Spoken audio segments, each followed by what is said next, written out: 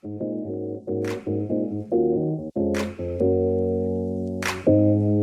Dr. Tasia White, and you're listening to Things My Boss Never Told Me.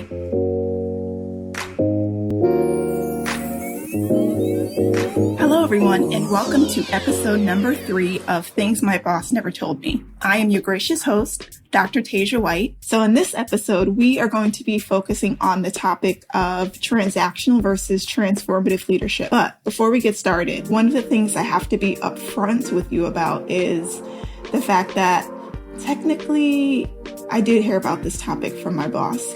And I know the whole premise of this podcast is things my boss never told me. But in my defense, it was a situation where I heard about it from him indirectly. And so let me just explain it to you, and then hopefully you can understand where I'm coming from. So one of the things that I was really intentional about as a leader was making sure that my staff members had a chance to interact with my supervisor. Like, I wanted him to have a presence with them and vice versa. And that's something that he also sought out as well. So in that case, it was mutual. And one of the ways that I would invite him to engage with my team was to have him participate in training, whether it be attending one of our sessions or even asking him to present at one of the trainings. And so in one particular year, I shared with him what the topic was or what the theme was for the training and invited him to present, and he said he would be happy to, and left it at that. Like, I didn't really inquire about what he was going to discuss or how it was going to be all planned out. Like, I kind of left that up to him to figure out. And so the day of training, I sent my team over to his side of campus, trusting that my supervisor would provide a very enriching training for them, which he always did. So again, no concern. And once they returned, I asked them, what did they discuss? Was there anything interesting? Just to kind of do some reflection with them after their training with him. And they shared that he discussed the topic of transactional versus transformative leadership. And I thought that was intriguing because, one, I hadn't heard of that before. Now, granted, my master's degree is in organizational leadership, and so you would think you hear about a lot of different types of leadership. And I probably did hear about it at some point in my master's, but I got my master's in 2012. So that was a little bit of time ago, one. And two, there are just so many books and resources related to leadership and different types of leadership. So the fact that I didn't necessarily know about this particular topic wasn't unheard of, I guess, is what I'm getting at. So nonetheless, listen to what they had to say about the topic, and they even shared with me the handouts that he provided them. And I was very intrigued by this topic because at the time, I think I was in maybe my first year in my doctorate, or maybe my second year. And I was really getting into my human resource development classes, and I could see some correlations between the concepts of transactional and transformative leadership and how it could manifest in a organizational setting. One of the things that I've just learned to embrace in my life is that I very often come across information at a time that is most important or relevant, and I find ways to connect it to other things that I'm doing. And so in this case, this concept of transactional and transformative leadership was very kismet because I was, again, studying topics that were similar to it, and I was able to draw some connections in my personal life as well as in my professional life, and was able to provide some other literature to support it. And actually, I think I definitely wrote a paper about it that semester. So again, it was just one of those things that I just so happened to come across, and it was just so helpful for me in my work setting as well as in my academic setting. So that was pretty cool. This is a topic that I thought would be helpful to discuss here because it's something that I didn't necessarily learn about directly from my supervisor, as I shared before, but it's something that I think is helpful for us to understand as it relates to relationship building from a leadership perspective. As I mentioned before in episode number 2, establishing a basis of understanding is always crucial. And in this case, I'm actually going to share a little bit of information from a paper that I wrote. I said I wrote about this for one of my assignments, and so I figured, why not use it as a resource to give you some insight? So The concept of transactional and transformative leadership was established by the political scientist James McGregor Burns in 1978.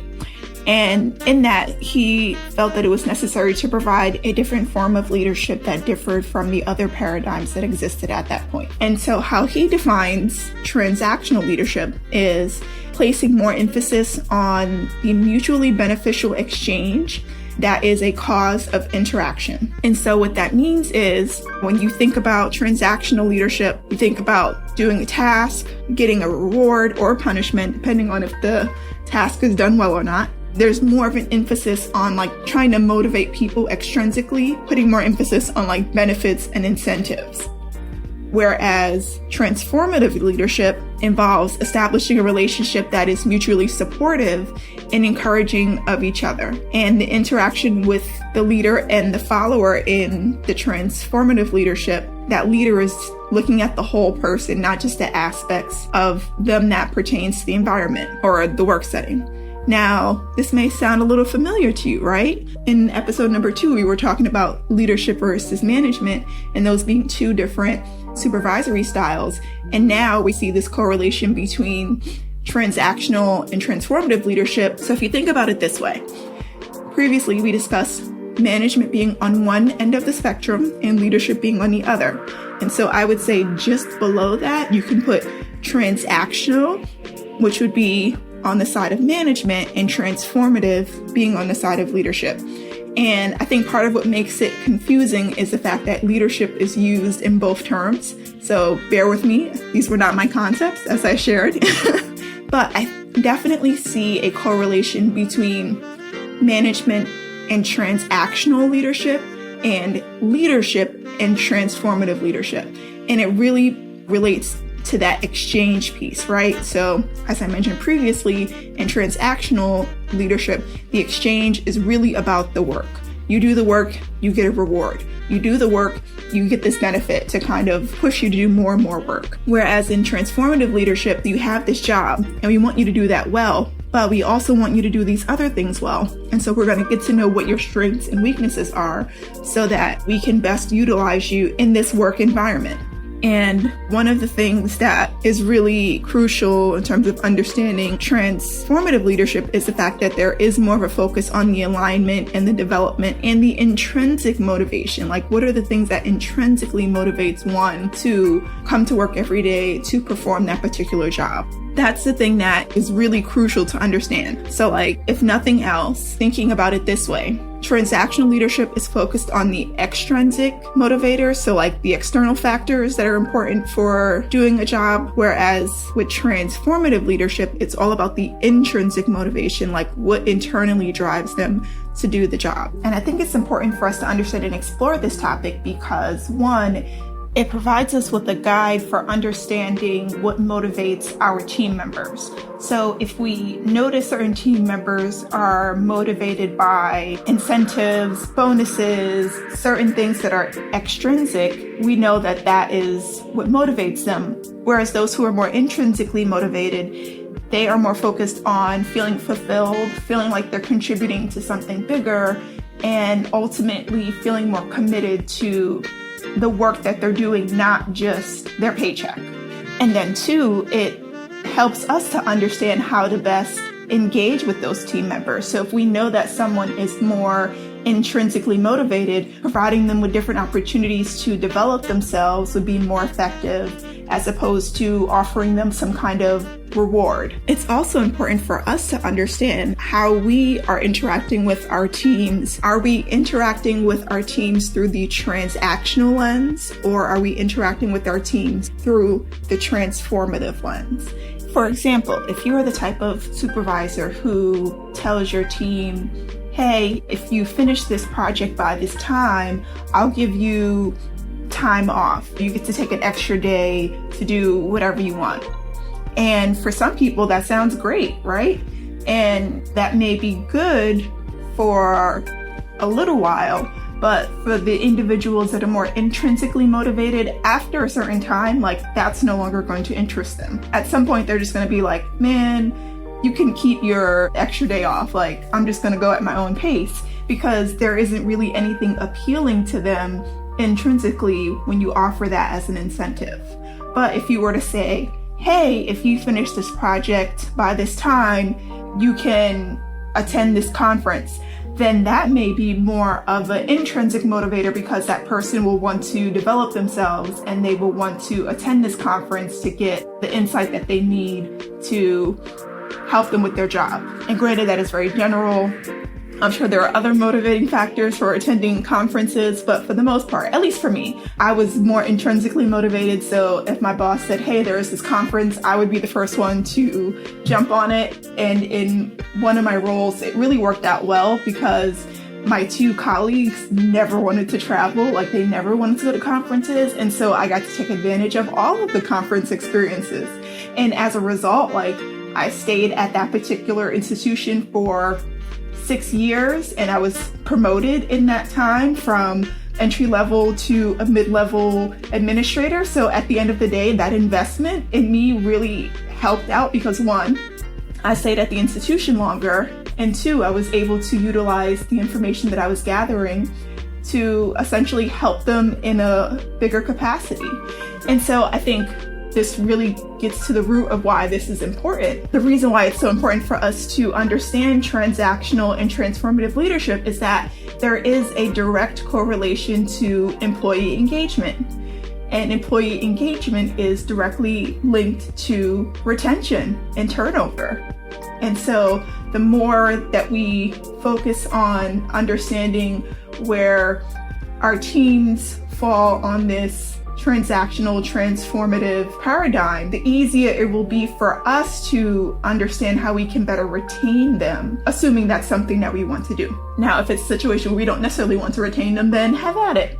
But if you are looking to save time and money and keep your people, you really want to spend the time to understand where they fall and then how you can best work with them within that paradigm. So not just doing what you're comfortable with, but really spending the time to understand, okay, so if this works for this person and that works for that person, then perhaps that will help me to keep my team together a little bit longer. And ultimately, isn't that what we're looking to do, right? We're looking to save time and money so that we don't necessarily have to do searches and and things like that. Because as someone who has organized a lot of searches and conducted many interviews, there is a whole lot of time and money that goes into that process. And so why would we subject ourselves to that unnecessarily, right? I think sometimes we forget about that factor. Like we forget about the employee engagement component because we don't really talk about it a lot, right? And I guess that's something I wanted to address today is talking about employee engagement and why it's so important and how we can contribute to employee engagement through this lens of transactional and transformative leadership. Now, one of the things that I think is important for us to look at is Maslow's hierarchy of needs. You may be wondering, why Maslow's? Well, one, it's a concept I'm comfortable with because it was my research. And two, I think it provides us with a very general understanding of how employee engagement is important in the workplace, particularly because Maslow's wasn't really designed to look at one's needs in the workplace. However, his concept has been adapted in so many different ways that it's just universally known, or at least universally understood. Like I've seen it adapted in understanding like parenting and how to work with students, and in my case, understanding how it is applied in the work setting. And there was actually an individual whose name is unfortunately leaving me, but I will be sure to include his article on my website where he takes the Maslow's hierarchy of needs and applies it in a work setting to understand how and why employee engagement is important. Now, for those of you who maybe are unfamiliar with Maslow's hierarchy of needs, so picture a pyramid and it's broken down into 5 sections. So at the base of the pyramid, you have survival. Like this is the very basic, what you need in order to survive. And then just above that, you have security, which is the 4th component. Security meaning feeling safe in your environment. And then above security is belonging. So in belonging, you feel a sense of connection to your environment. And then above belonging is importance. Within importance, you feel like what you're doing, what you're contributing to that environment is important. And then at the very top of the pyramid, which is the last section, you have self-actualization. And under self-actualization, you really feel a sense of connectedness. You feel fulfilled. You feel satisfied. You're thriving in this environment that you're in. Maslow's hierarchy of needs can be applied in many different settings, but with employee engagement, there are so many pieces that helps us to understand how to best engage our teams in the work that they're doing. Now, granted, it may not be a situation where we can apply it everywhere, but if we can at least understand the basics, I think it would make a difference. So for example, I think in just about every environment, it doesn't matter what type of work you're doing, having a sense of survival, it could manifest in just feeling like you're making enough money to sustain yourself. You go to work and you earn money, like you're able to survive, you're able to live. Like that's the very, very basic need that someone has when they're entering a work environment. So if you're able to meet that, you're on the right track. Then we look at security. And so just feeling safe in that work environment. So if you are working somewhere that has a lot of traffic, a lot of people coming in and out, but that person understands that at the end of the day, like they are safe in that environment, or understanding that they have people who are looking out for them, that also contributes to how engaged they are in that work. Because if they don't feel safe, then they can't do their job well because they're going to be constantly worried about their safety. Just like if they're not making enough money from that job, then they're going to be constantly worried about getting the money that they need to survive. And that's taking away from the work that they actually need to get done. Because if they're putting in this work, at the end of the day, they're going to leave that job because they're not making enough money. And in the safety setting, like if they don't feel safe at that job, they are more likely to leave it because they need to have that sense of safety. So those are the two like very, very basic things. If survival and safety are the only two things motivating someone to continue going to work every day, like that is not going to last very long. At some point, they're going to say, you know what, I'm putting in way too much effort for the amount that I'm getting out of it and I need a change. So while addressing that is important, it's not the end all be all. Like that's just the bare minimum. It's not until you get to the belonging piece that you start to have more of that intrinsic motivation start to peek in. So that sense of belonging is understanding that, you know, they feel like they're part of a team, like they feel like their supervisor appreciates them, or that their colleagues appreciates them, or they can be themselves in that environment. They may not be able to express themselves fully, but at least they are satisfied when they go to work every day. Like there's something that motivates them intrinsically to show up. And then once we get to the level of importance, that's when you start to see even more of a shift in that intrinsic motivation. When there's a sense of importance, they may feel like, you know, I have to go to work because I need to make sure my clients are getting what they need. I need to make sure that my colleagues have that assignment that is needed, or like they just really feel their presence there is important. Not from the standpoint of like, my presence is a gift, not in that sense, but more so they feel like the work that they're doing is important for the organization. Let's say you think about in the fast food industry, right? A cashier going to their restaurant, them being there to greet the customers as they come in is important. And so that is what motivates them to show up every day, because they want to make sure that their customers are excited and happy when they go there. Like I think about Chick-fil-A, the most happiest interactions with individuals at Chick-fil-A. Not to say that the other restaurants don't have happy employees, but there's just like this extra like kick of happiness that I get from employees at Chick-fil-A. And I see that as, you know, they feel like whatever they're doing, that interaction that they're having with me is just so important. They just exude that. In the area of importance, like that's really when you see someone shining at work. So the motivating factor in that case is feeling like what they're doing is important for the organization at the end of the day. And then with self-actualization, just feeling like they love what they're doing. Like they wake up every morning like super duper excited to go to work every day because they just absolutely love what they're doing. When I think about my own work experiences, I think that I was definitely more in the belonging importance categories at the various institutions that I worked at. And I think that was consistently throughout, no matter where I was. Like I think about my very first job, I was really excited for what I was doing. And I remember meeting my stepmother for lunch one day, and it was maybe a month or so after I'd started. And she's like, "So how do you like it?" And I was just like, "I love it. I absolutely love it." And that feeling never really went away overall. Like obviously I had some good days and bad days, but for the most part, like I really enjoyed what I was doing because I felt a sense of importance. I felt like what I was doing mattered. I felt like I was contributing to something greater because I was helping to shape the minds of young people. I was helping to guide them and giving them advice and helping them grow, and watching my students grow over the course of 4 years. Like, oh, that was just absolutely lovely to me. So for me, it was really about that sense of importance. And I think now that I'm working for myself, I'm more in that self-actualization category. Like I really feel like I love what I'm doing because I get to decide what I want to do. And granted, that may be different for different people. I'm sure there are plenty of people who are at that level of self-actualization who have been in the same jobs for a long time and they just absolutely love it and can't imagine doing anything else, and they don't work for themselves, right? I think that's totally the case for many people. But I think for me, because there were certain things that I didn't necessarily enjoy, like I couldn't quite get to that upper level of like self-actualization.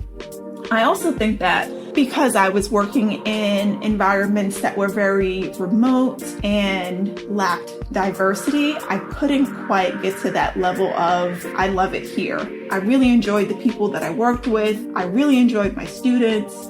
I really enjoyed the work that I was doing, but because I didn't necessarily have the support that I needed to be fully present, it was really, really challenging for me to reach that self-actualization. And honestly, it wasn't something that I thought about until now, just realizing that because I worked in small towns, rural towns, there weren't a whole lot of people that looked like me in the town, let alone at my institution. And so that created just certain challenges. And not to say that anyone like treated me any particular way or anything malicious happened. I think, it's just taking care of the daily things. Like, again, from a transformative standpoint, is looking at the whole person. And so understanding that I can't really be my whole authentic self because I'm not around enough people to do that. And I don't necessarily have access to the resources that I need that I did when I lived in a bigger city. So having to travel 8 hours when I lived in upstate New York just to get my hair done from someone that I knew, like that was a challenge. Having to purchase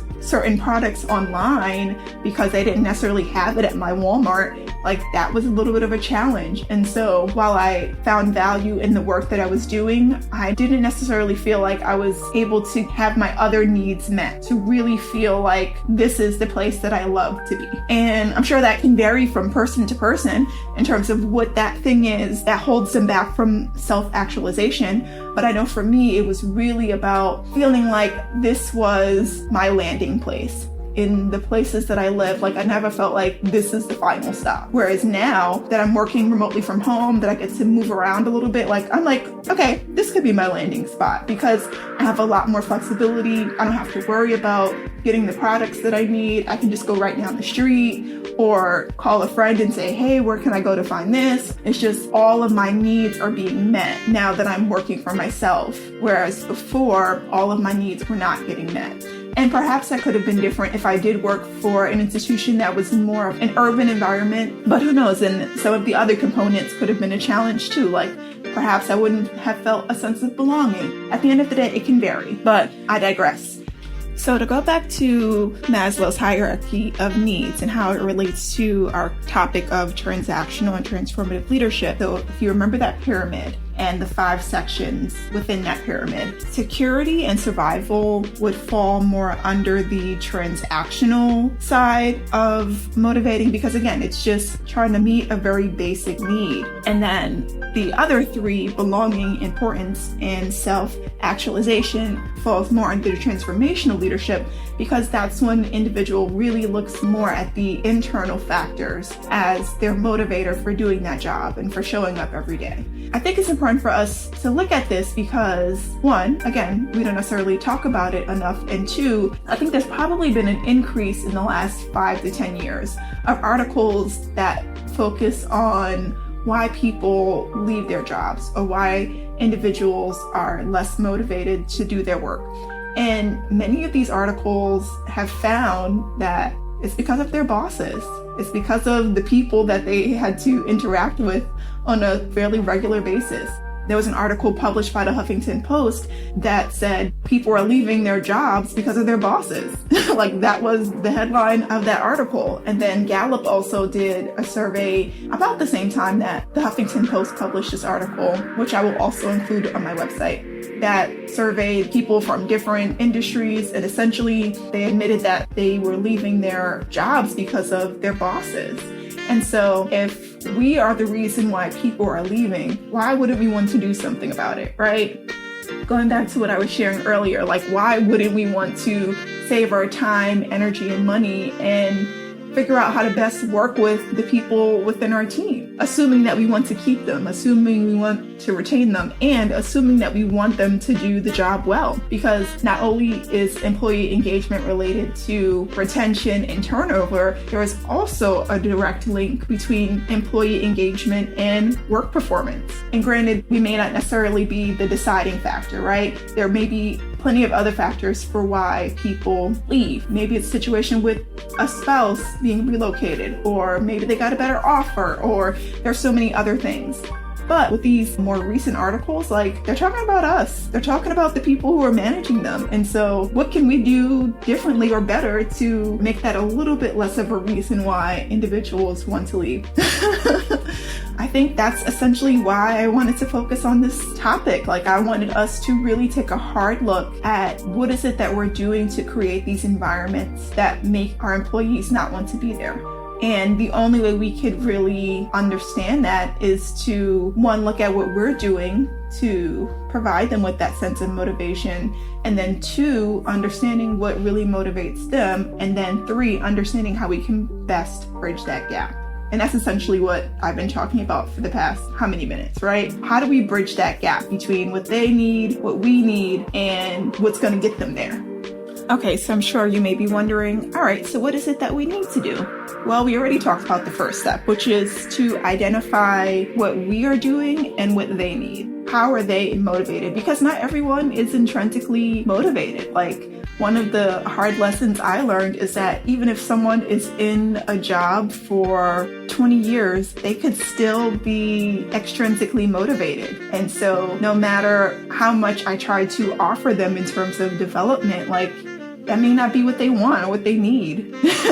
And, I learned that a couple of different times in working with people at various levels. Like, I could be like, hey, let's create this plan for developing your skills. Let's increase your responsibilities so that you can feel more connected to your work. And they were like, yeah, that's nice. I'd rather have the day off.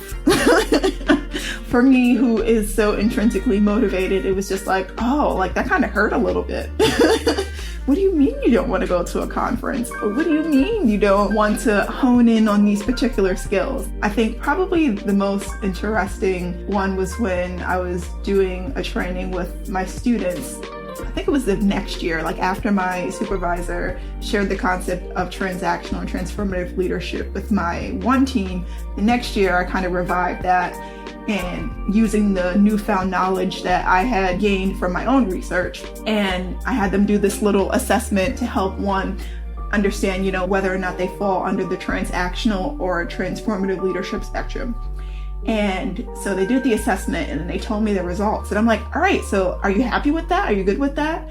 And for those who were on the transactional side, they were like, yeah. And I was like, really? You sure? That's really what you want to be? Like, I'll admit, I was kind of judging them a little bit.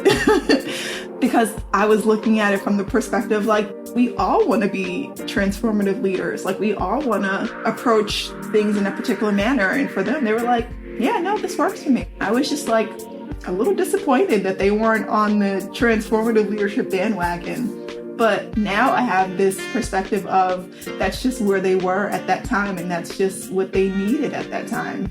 At the end of the day, like, I can't force them to be transformative leaders. I can't force them to want to have transformative interactions. And I think we were in a setting that there wasn't too much harm. Like, if it was more of my professional staff, I definitely would have been more intentional about like how we could make sure we're meeting everyone's needs. But since it was more of like my student staff, I was like, all right, if that's the approach you want to take, that's fine.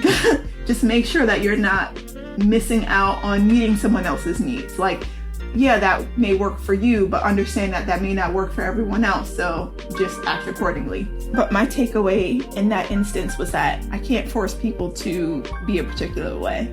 And I think that's the lesson for you to learn too. Like, so once you have identified where they fall within that transactional, transformative leadership spectrum, you can't force them to go in a different direction. Like, it's really about what motivates them. And that's why I'm suggesting that you figure out a way to best work with them, even if your preference is different, right? And so to save yourself the trouble, I'm sharing that with you in advance. So, 1, identifying where you are and where they are. 2, making the appropriate adjustments to meet everyone's needs. And then 3, just continuing to revisit it. Because remember, the goal is employee engagement. And one of the ways to feel engaged is to continue to have some kind of check-in. One of the things that I used to do, particularly if I was working with a new team who maybe weren't sure like how to interact with me, we would have like frequent check-ins. And I would say for the first maybe month or 2 during our check-ins, I would ask them, is there anything that I can do to help support them? Like, we'd get our conversation out, talk about all the stuff, but I would make sure that I would end our meetings with, what is it that you need from me? Leaving it open for them to decide, like, what does that look like? Like, do they want more responsibility? Do they need more flexibility with time? Like, what is it that you need to be successful, and how can I best contribute to that? And then at the end of each term, I would also open up the conversation of like, so if we look at the course of this semester, where you are, and would use it as a time to kind of talk about their performance, even if it wasn't like an official performance appraisal, but looking at the span of time that we've been working together, and then reminding them again of, is there anything that I could have done differently or better to help support you?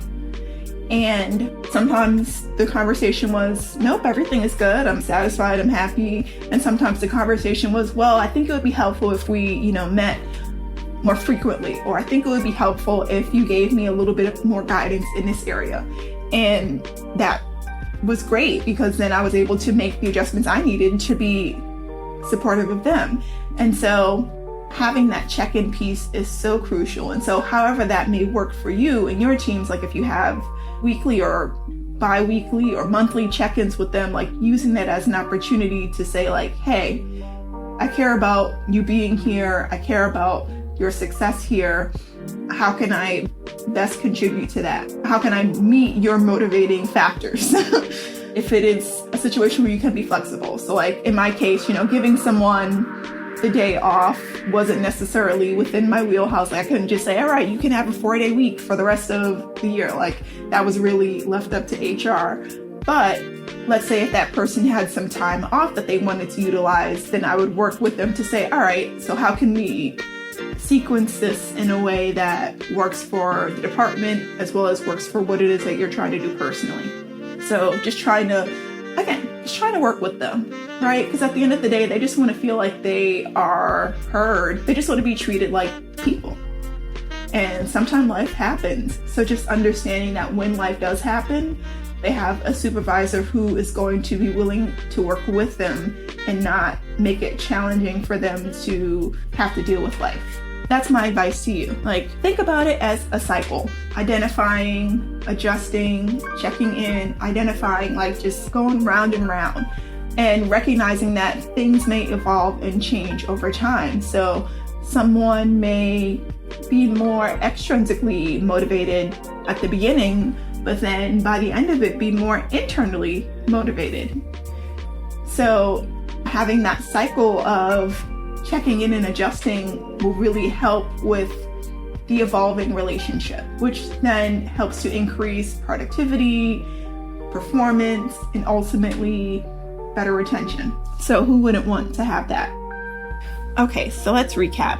So we know that transactional leadership is more connected to being extrinsically motivated, whereas transformative leadership is more connected to being intrinsically motivated. There is a correlation between transactional leadership and management. There is also a correlation between transformative leadership and leadership as it relates to the previous episode. Like, there are a lot of similarities, right? We also know that transactional and transformative leadership are significant indicators for employee engagement. And so once we understand how we operate within that paradigm and understand where our employees operate under that paradigm, we're able to bridge a gap that can help increase employee engagement. And part of that involves making adjustments to best meet the needs of our teams, and then checking in with them to make sure that those adjustments are working for them, because we want to make sure that they are performing well, that there is high productivity, and at the end of the day, they don't want to leave. So I think it's important to recognize that just like leadership and management, one isn't better than the other. And having an environment that is only transactional leaders or only transformational leaders isn't healthy for the organization. Like, that just doesn't fit. So there really needs to be a little bit of a balance, just like in leadership and management. And actually, John Kotter talks about that a little bit in his book, A Force for Change, which was published in 1990, or at least in the diagram that I have, where he explains, if you look at it from the perspective of the amount of change needed, ranging from low to high, and then the complexity of an organization from low to high, and it's set up in this matrix. So in an environment where there is a high need for change, but low complexity to the organization, you'll need a higher level of transformational leaders, but a low level of transactional leaders. And then next to that, if you have a situation where it's a high need for change as well as like a higher complexity of the organization, then you need a higher level of both the transformational and the transactional leaders. And then from another perspective, let's say if it's a higher level of complexity but a lower need for change, then you would need fewer transformational leaders and higher transactional leaders. And then last but not least, if it's a situation where it's a low need for change and a lower level of complexity to the organization, then you just need a lower level of both transactional and transformational leaders. So I will make sure to include this particular diagram on my website as well, just so that you can understand the picture I was trying to paint there. But I guess the key thing to take away is we really need both in order for an organization to be successful. Like in Kotter's diagram, like he didn't paint this picture of we don't need to have any transactional or any transformative leaders in this particular environment. He says, look, we need both of them. It's just a matter of how much of that is necessary for your organization. So I feel like this episode was a little bit more academic than maybe some of my other ones, but at the end of the day, the idea is to give you some useful information. So if nothing else, I hope that you got something helpful out of this. So as I reflect on today's topic and just my own motivating factors, I'm reminded of why I choose to operate through the lens of a transformational leader.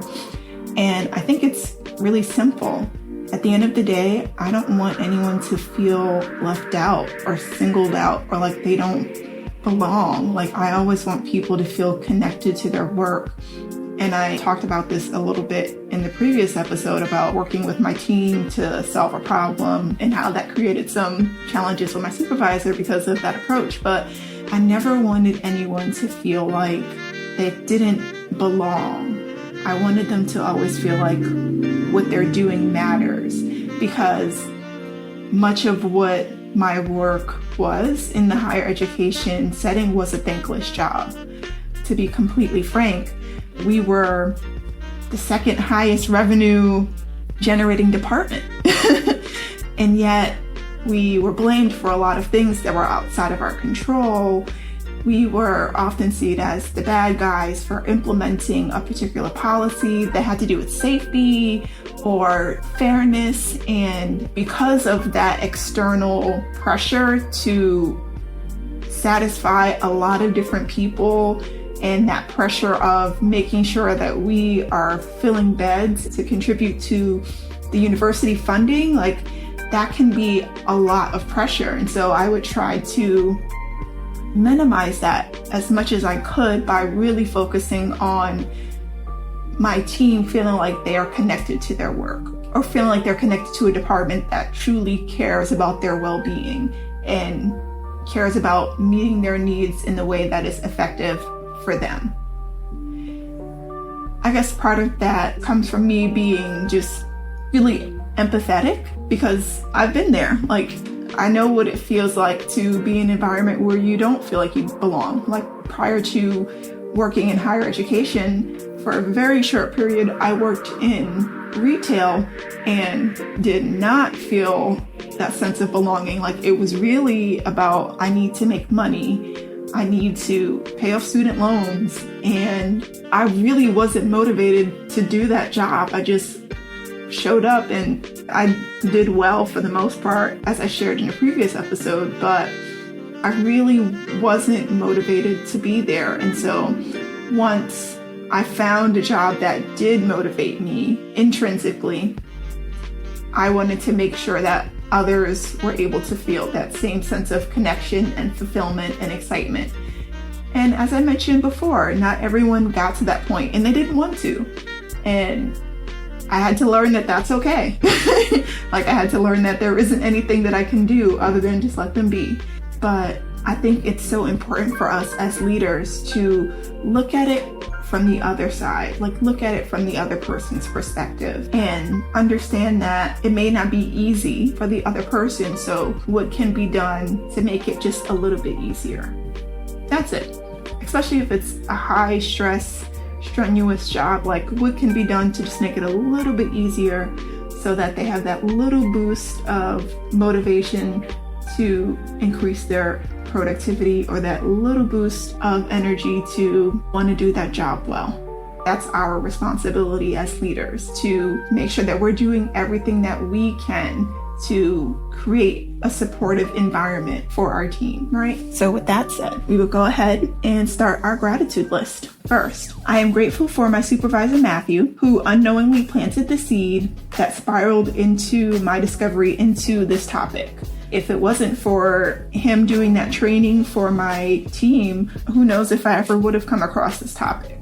And connecting that to Maslow's hierarchy of needs, and then understanding that that was a huge component for my research, my doctoral research. Like, my survey that I used to collect data was really focused on fulfillment and satisfaction and work environment. So all of this was really, really serendipitous in terms of when it was introduced and how it was introduced, and how that has really helped my work going forward. So thank you, Matthew. Next, I am grateful for my team who taught me a valuable lesson about trying to make people into something that they are not. So as I shared in my story earlier, I was trying to make them into transformative leaders, and that's just not where they were. That's not what they wanted to be. And I'm glad that I learned that lesson when I did, because I would have been creating more work for myself in the long run. So I'm very grateful for my team for helping me to learn that. And last but not least, I am grateful for my own interactions with transformative and transactional leaders, because they have helped me to identify the habits and practices that I want to enhance and what I want to leave behind.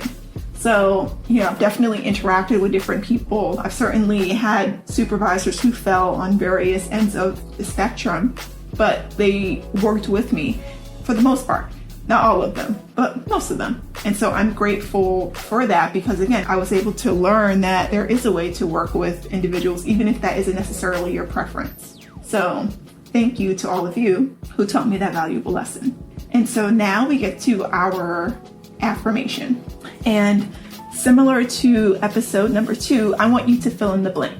So today's affirmation is, I operate authentically and intentionally as a blank leader. So if you operate through the lens of a transactional leader, I operate authentically and intentionally as a transactional leader. If you perform more of a transformative leader approach, I operate authentically and intentionally as a transformative leader. If you're unsure about where you fall under this transactional transformative spectrum, I actually have a quiz that you can do on my website.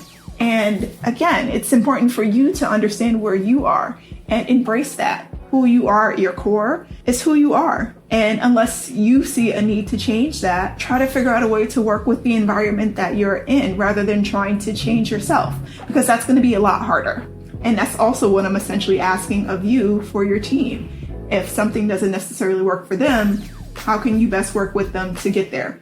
Not everyone's going to be happy, but if you're at least willing, I think that can go a long way. And so even for me, there were some things that were outside of my control, but for the most part, we found some adjustments and we made it work. I think it was my first year at my alma mater where for the first time in several years, the director of human resources said, this is the first time that we have not had to replace someone in your department. And I was honored by that.